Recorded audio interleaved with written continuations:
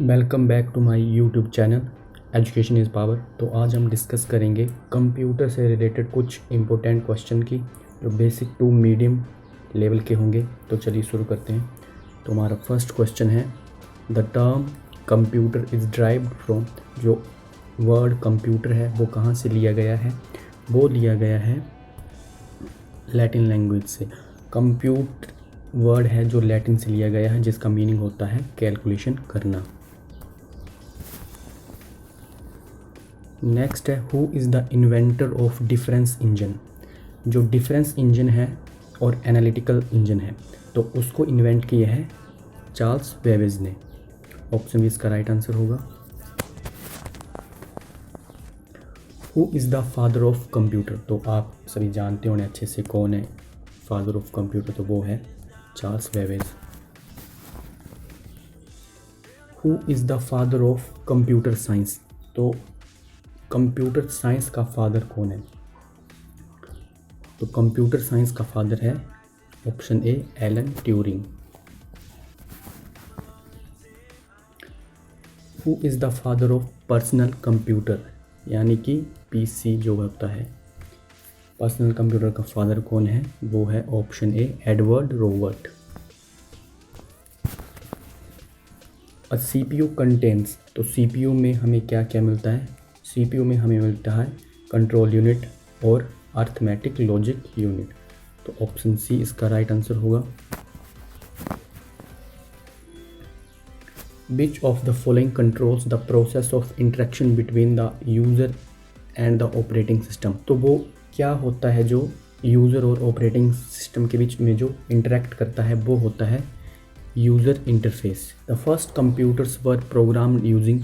तो जो first computer था उसमें जो प्रोग्रामिंग लैंग्वेज यूज़ हुई थी वो थी option B machine language. Dash is a combination of hardware and software that facilitate the sharing of information between computing devices. तो वो कौन सा कंप्यूटिंग डिवाइस होता है जो इंफॉर्मेशन को शेयर करता है एक डिवाइस से दूसरे डिवाइस में? इसका राइट आंसर है ऑप्शन ए नेटवर्क। नेटवर्क के ज़रिए हम एक कंप्यूटर से दूसरे कंप्यूटर या किसी दूसरे डिवाइस से कनेक्ट रहते हैं और उसमें हम इंफॉर्मेशन को शेयर करते हैं। Coded entries which are use to gain access to a computer system are called. तो जो भी कोडेड एंट्री होती है जिसमें हम कंप्यूटर सिस्टम को एक्सेस करने के लिए हमें ज़रूरत होती है पासवर्ड की, तो उसे कहा जाता है coded entries. You organize files by storing them in. तो हम फाइल्स को ऑर्गेनाइज करते हैं फोल्डर में स्टोर करके। Option B folders. Which device is required for the internet connection. तो इंटरनेट कनेक्शन के लिए हमें किस डिवाइस की ज़रूरत पड़ती है? तो वो होता है मॉडेम। मॉडेम मॉड्यूलेशन और डीमॉड्यूलेशन करता है।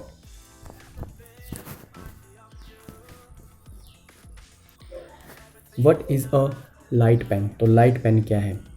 लाइट पेन एक ऑप्टिकल इनपुट डिवाइस है, ये माउस की तरह ही काम करता है। UNIVAC is a. तो यूनिवैक क्या है? यूनिवैक एक यूनिवर्सल ऑटोमेटिक कंप्यूटर है। UNIV तक यूनिवर्सल, ए से ऑटोमेटिक, सी से कंप्यूटर, तो universal automatic computer. CD-ROM stand for. तो CD-ROM आप जानते होंगे अच्छे से, compact disc read only memory. तो ऑप्शन डी इसका राइट आंसर है compact disc read only memory. Next है ALU इज। तो ALU arithmetic logic unit. Option A right answer. BGA is a. BGA की फुल फॉर्म होती है video graphics array. Option A इसका राइट आंसर होगा।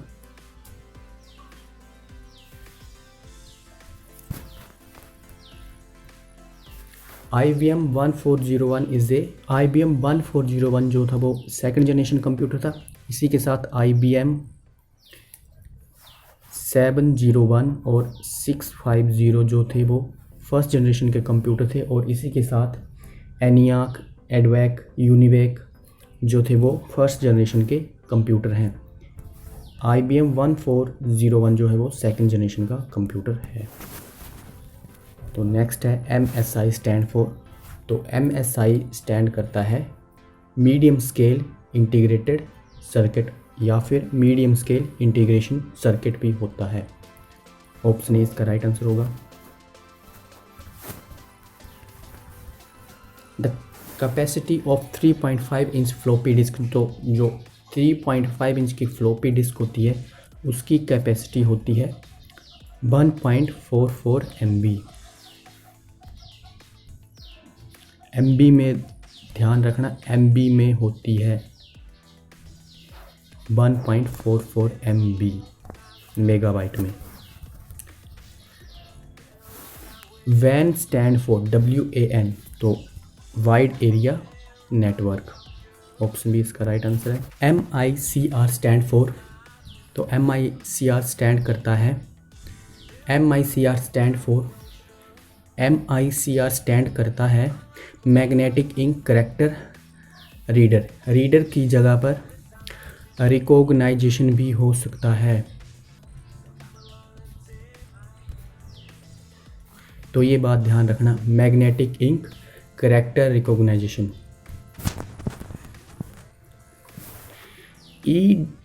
EBCDIC stand for. तो EBCDIC stand करता है extended binary coded decimal interchange code. Option A इसका right answer होगा। Which of the following is a part of the central processing unit? तो इनमें से वो क्या है जो CPU का पार्ट है सेंट्रल प्रोसेसिंग यूनिट का? तो अर्थमेटिक एंड लॉजिक यूनिट जो है वो CPU का पार्ट है। CAD stand for. तो CAD स्टैंड करता है कंप्यूटर एडेड डिज़ाइन। और ये इम्पोर्टेंट क्वेश्चन है, काफ़ी बार एग्ज़ाम में पूछा जाता है। Junk email is also called. तो जो जंक ईमेल होती हैं उन्हें बोला जाता है स्पैम। हैकर्स। तो हैकर्स क्या होते हैं? हैकर्स हैं, इसका राइट आंसर होगा option B, break into others people's computer. जो दूसरे लोगों के कंप्यूटर को, उनके पासवर्ड को क्रैक करके उसको एक्सेस करता है। और हैकर्स तीन तरह के होते हैं। तीन तरह के हैकर्स होते हैं, white hat hackers, black hat hackers और ग्रे हैट हैकर्स। तो जो वाइट हैट हैकर्स होते हैं वो अच्छे काम करते हैं, हैकिंग को अच्छे पर्पस के लिए यूज़ करते हैं। और जो ब्लैक हैट हैकर होते हैं वो हैकिंग को बुरे काम के लिए यूज़ करते हैं। उन्हें ब्लैक हैट हैकर्स कहा जाता है। और ये लोगों के बैंक अकाउंट को एक्सेस कर लेते हैं, आपकी पर्सनल इंफॉर्मेशन को एक्सेस करते हैं। और जब वाइट और ग्रे को हम जब मिक्स करते हैं तो बनता है ग्रे। और जो ग्रे हैट हैकर होते हैं वो अच्छा और बुरा काम दोनों करते हैं। What type of computers are client computers most of the time in a client server system? तो जो क्लाइंट सर्वर सिस्टम में जो क्लाइंट्स कंप्यूटर होते हैं वो किस टाइप के होते हैं? तो वो होते हैं माइक्रो कंप्यूटर। ऑप्शन सी इसका राइट आंसर होगा। A computer can not boot if it does not have the. तो कंप्यूटर कब बूट नहीं करेगा? तो कंप्यूटर को बूट होने के लिए ऑपरेटिंग सिस्टम की ज़रूरत पड़ती है। अगर कंप्यूटर में ऑपरेटिंग सिस्टम ही नहीं होगा तो वो बूट कैसे करेगा? तो इसका राइट आंसर होगा option C, operating system. The amount of vertical space between lines of text in a document is called. तो जो भी डॉक्यूमेंट लिखते हैं या मैसेज लिखते हैं, जब हम उसमें जो स्पेस का यूज़ करते हैं, वर्टिकल स्पेस, तो उसको बोला जाता है लाइन स्पेसिंग। ऑप्शन बी इसका राइट आंसर होगा, line spacing. Example of non numeric data is. तो जो नॉन न्यूमेरिक डेटा का एग्जाम्पल है वो होता है एम्प्लॉय का address.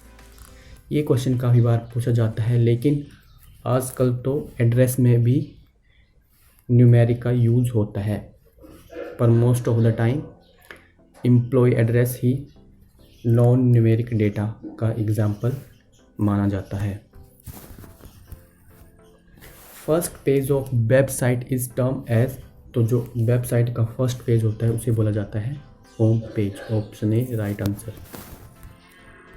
Dash is the appearance of type characters, तो जो टाइप करेक्टर्स होते हैं उनकी अपीयरेंस को बोला जाता है format. Option B format is the appearance of type characters. When a file is saved for the first time, तो जब भी हम किसी फाइल को पहली बार सेव करते हैं तो हमें उसका एक नेम देना पड़ता है, उसको एक नेम गिवन करना पड़ता है उसको आइडेंटिफाई करने के लिए। तो ऑप्शन बी इसका राइट आंसर होगा। It must be given a name to identify it. Offline lands which are scattered geographically on large scale can be connected by the use of corporate, तो जो भी office lands होती हैं वो large scale पर corporate को connect करके रखती हैं। उनमें जो नेटवर्क यूज़ होता है वो होता है वैन, wide area network. Option D इसका राइट आंसर होगा।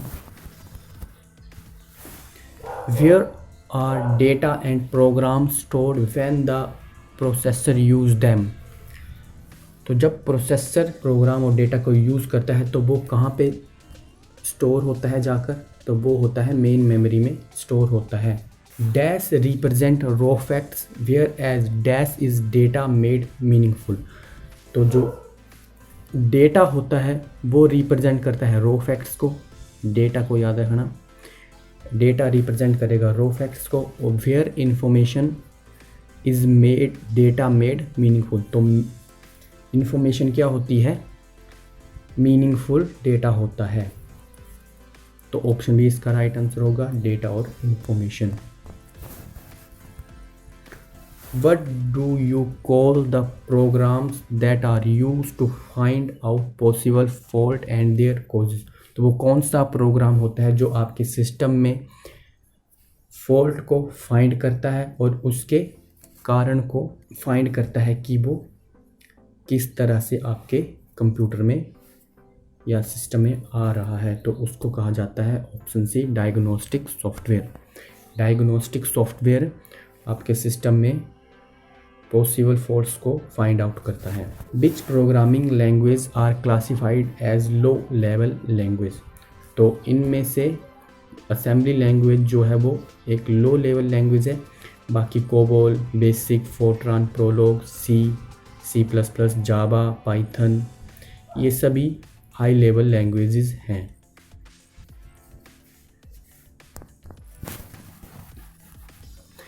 विच of the following is not antivirus software, तो इनमें से आपने बताना है कि कौन सा एंटीवायरस सॉफ्टवेयर नहीं है।